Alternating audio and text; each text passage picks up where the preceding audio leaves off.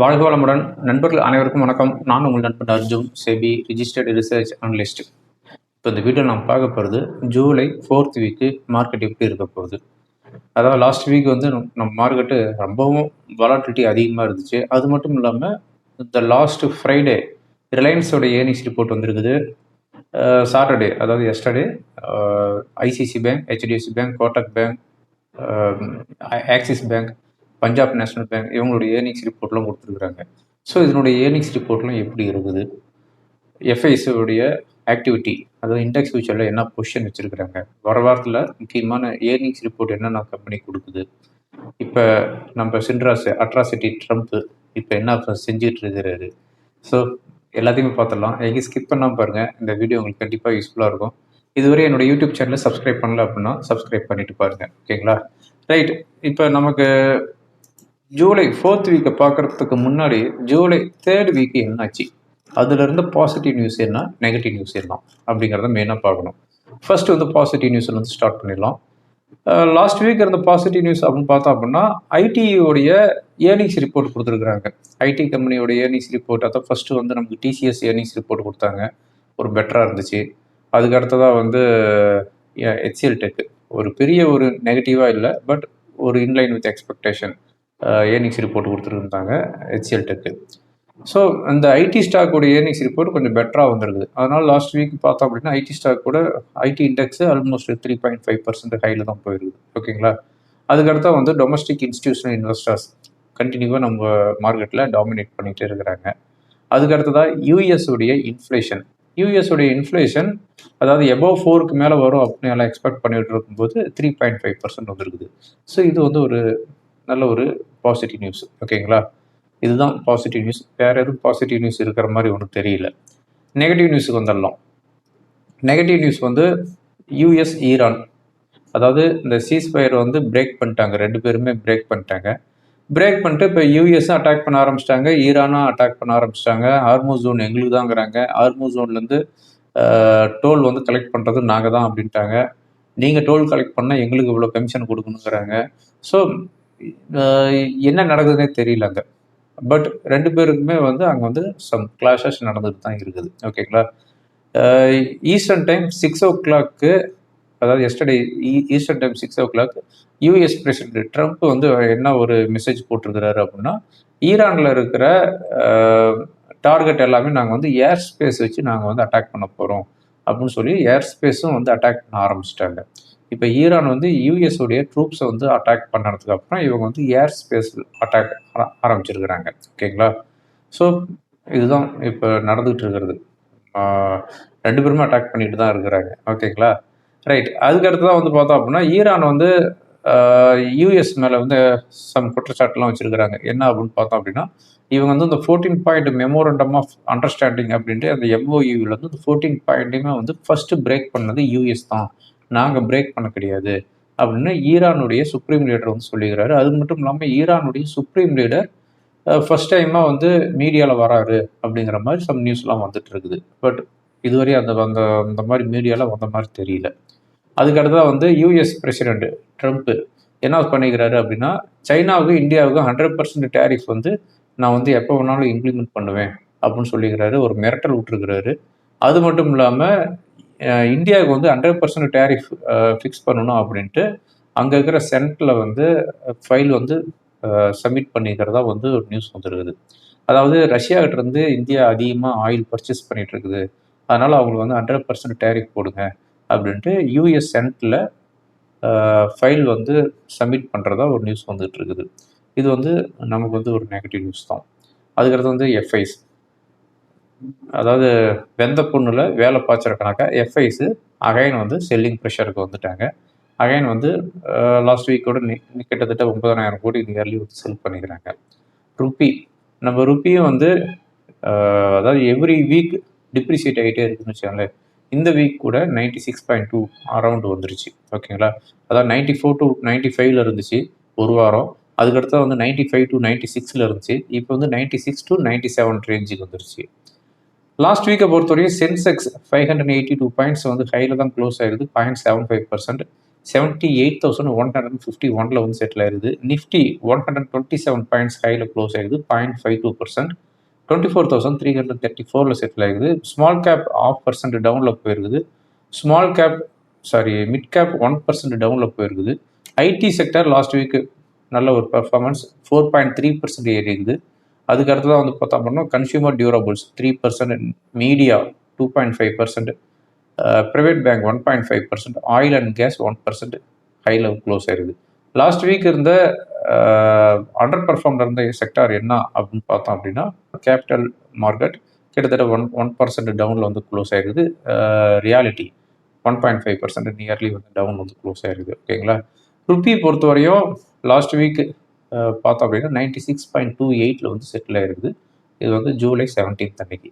Foreign institutional investors 9,119 crore வந்து செல் பண்ணிக்கிறாங்க. Domestic institutional investors 9,808 crore வந்து பை பண்ணியிருக்கிறாங்க. ஸோ இவங்க 9,200 கோடி செல் பண்ணிக்கிறாங்க, இவங்க 9,800 கோடி வந்து பை பண்ணிக்கிறாங்க. ஓகேங்களா. ஓகே, இதுதான் லாஸ்ட் வீக்குடைய ரிப்போர்ட்டு. இப்போ ஃபஸ்ட்டு வந்து நம்ம ஏர்னிங்ஸ் ரிப்போர்ட்டுக்கு வந்துடலாம். Last Friday after market hours ரிலையன்ஸோட ஏர்னிங்ஸ் ரிப்போர்ட் கொடுத்துருக்குறாங்க.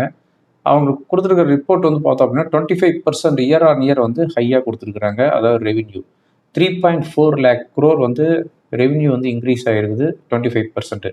ப்ராஃபிட் ஆஃப்டர் டேக்ஸ் வந்து பார்த்தோம் அப்படின்னா 6.1% அதிகமாக கொடுத்துருக்குறாங்க. அதாவது 23,196 crore வந்து அதிகமாக கொடுத்துருக்குறாங்க. எபிட்டா மார்ஜின் 10.1% அதிகமாக கொடுத்துருக்குறாங்க. ஓவராலாக வந்து பார்த்தோம் அப்படின்னா ரிலையன்ஸை பொறுத்தவரையும் ப்ராஃபிட் ஆஃப்டர் டேக்ஸ் நல்லா கொடுத்துருக்குறாங்க, எபிட்டா அதிகமாக கொடுத்துருக்குறாங்க, எபிட்டா மார்ஜின் அதிகமாக கொடுத்துருக்குறாங்க, ரெவென்யூ வந்து அதிகமாக கொடுத்துருக்குறாங்க. அதுக்கடுத்து வந்து ரிலையன்ஸ் ஜியோவை பொறுத்தவரையும் அதாவது அதில் வந்து எல்லாத்தையுமே பார்க்க தேவையில்ல. மெயினாக வந்து ஆவரேஜ் ரெவென்யூ பெர் யூசர், ஏஆர்பியூன்னு சொல்லுவாங்க. அந்த ஆவரேஜ் ரெவென்யூ பெர் யூசர் பொறுத்தவரையும் 3.3% அதிகமாக வந்துருக்குது. இதே லாஸ்ட் இயர் வந்து பெர் யூசர் 215.60 கொடுத்துருக்குறாங்க. ஸோ இது வந்து ஆவரேஜ் ரெவென்யூ பெர் யூசர் வந்து அதிகமாக கொடுத்துருக்குது ரிலையன்ஸோட ஜியோ. அதுக்காக வந்து ரீட்டெயில்ஸும் வந்து ரெவென்யூ பிஸ்னஸ் வந்து 7.5% அதிகமாக கொடுத்துருக்குறாங்க.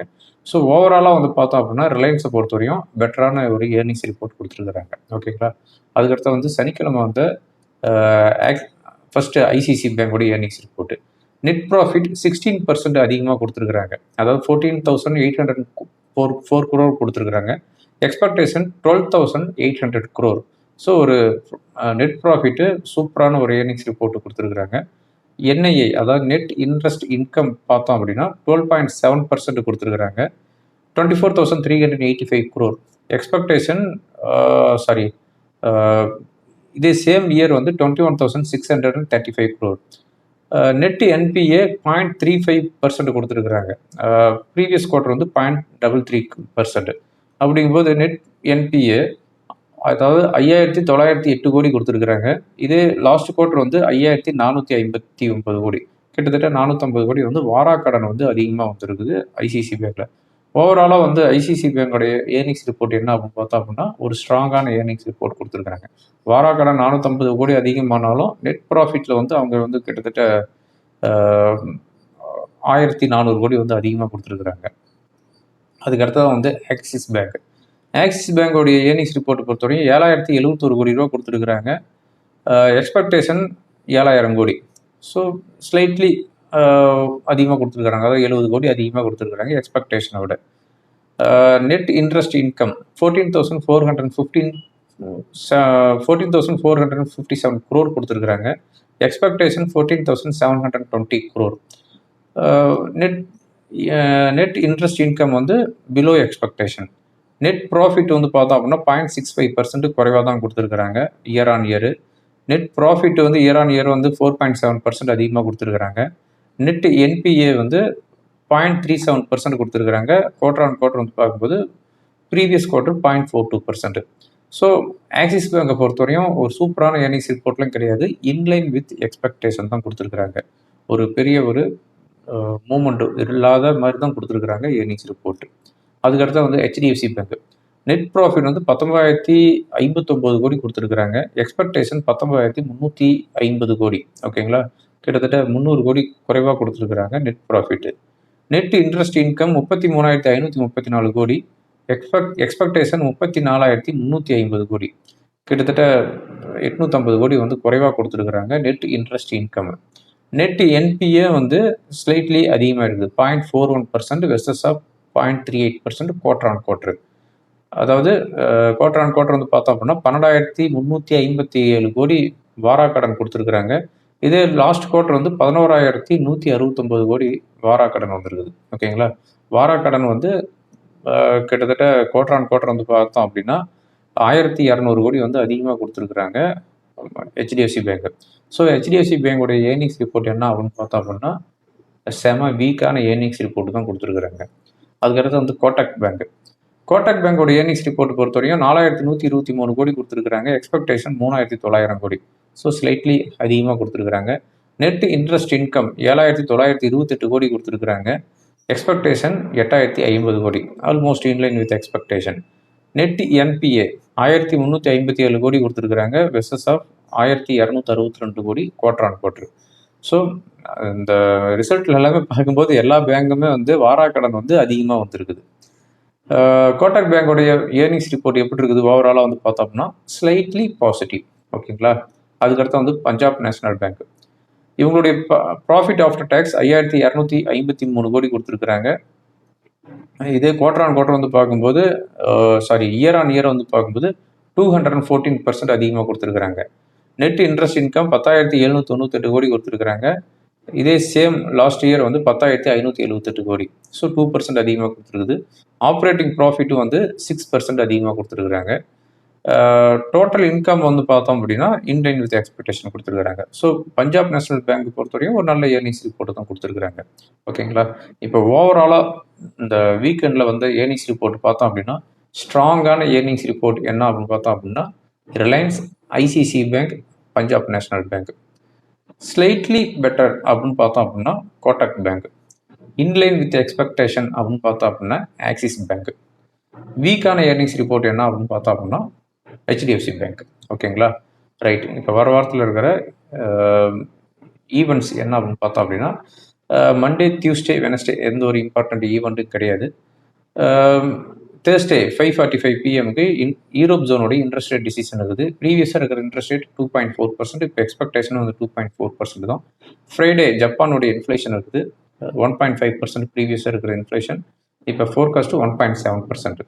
ஓகே, இப்போ வர வாரத்தில் இருக்கிற ஏர்னிங்ஸ் ரிப்போர்ட் பார்த்தோம் அப்படின்னா மண்டே அல்ட்ராடெக் சிமெண்ட் கொடுக்குறாங்க. Tuesday Bajaj Auto, Bandhan Bank, Indian Hotel, Mahindra Finance, TVS motor.